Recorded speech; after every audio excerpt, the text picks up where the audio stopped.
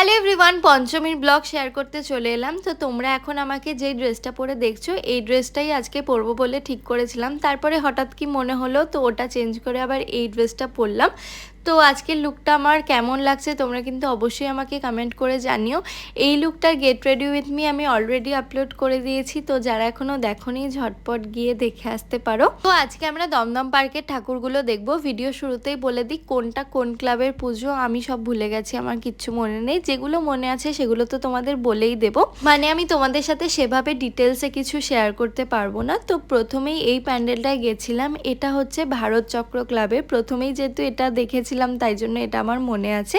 এটা হচ্ছে ভারত চক্র ক্লাবের। তারপরে এই প্যান্ডেলটা চলে গেছিলাম, এটাও খুব সুন্দর করেছিল, কিন্তু এটা কোন ক্লাব ছিল আমি ভুলে গেছি। আই থিঙ্ক তরুণ দল বা এরকম সামথিং কিছু হবে।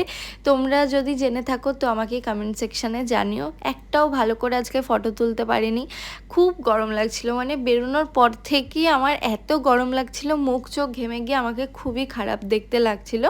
তো তার জন্য আমি ঠিক করে আজকে কোনো একটা ফটো আমি তুলতে পারিনি। এত গরমে এই প্যান্ডেলটা থেকে বেরিয়ে কিনে নিয়েছি একটা কোল্ড ড্রিঙ্কস। কোল্ড ড্রিঙ্কসটা খেয়ে একটু শান্তি হলো। তো কোল্ড ড্রিঙ্কসটা খেয়ে আবার অনেকটা আমি এনার্জি পেয়ে গেছি।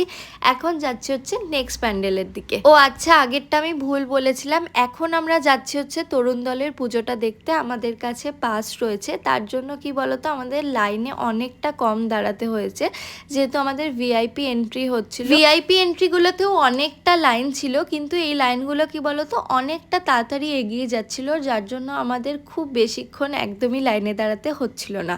তো এটা হচ্ছে তরুণ দলের পুজো, খুবই সুন্দর করেছিল থিমটা। এগেইন আমি এখানেও একটাও ভালো ফটো ভিডিও তুলতে পারিনি। ঠাকুরের খুব সুন্দর ফটো তুলেছি, সেগুলো আমি আমার ফেসবুক পেজে আপলোড করব।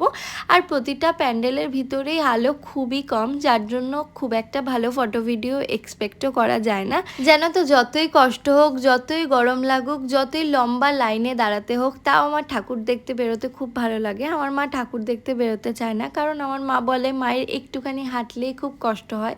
তার জন্য আমার মা ঠাকুর দেখতে বেরোয় না বলবো না, ওই আমাদের পাড়ার এক দুটো ঠাকুর দেখে, হয়তো বাবার সাথে একদিন এই কলকাতার এদিকের ঠাকুরগুলো দেখতে এলো। তো ব্যাস এইটুকুই, আমার মা খুব একটা বেশি ঠাকুর দেখে না। তারপরেই আমরা দমদম পার্কের ঠাকুরগুলো দেখে চলে আসি শ্রীভূমির দিকে। এদিকে এসে ভেবেছিলাম সিমলা বিরিয়ানি থেকে ডিনার করে আমরা শ্রীভূমির পুজোটা দেখে দেন বাড়ি চলে আসব, কিন্তু সিমলা বিরিয়ানিতে খেতে এসে আমাদের 40 মিনিট ওয়েট করতে হয়েছিল। তারপরে আমাদের ডিনার করতে করতে অনেকটা লেট হয়ে গেছিলো, তার জন্য আর শ্রীভূমির ঠাকুরটা দেখা হয়নি। তো দেন আমরা বাড়ি চলে আসি। আজকের ব্লগটা কেমন লাগলো জানিও। তো আজকের মতো টাটা।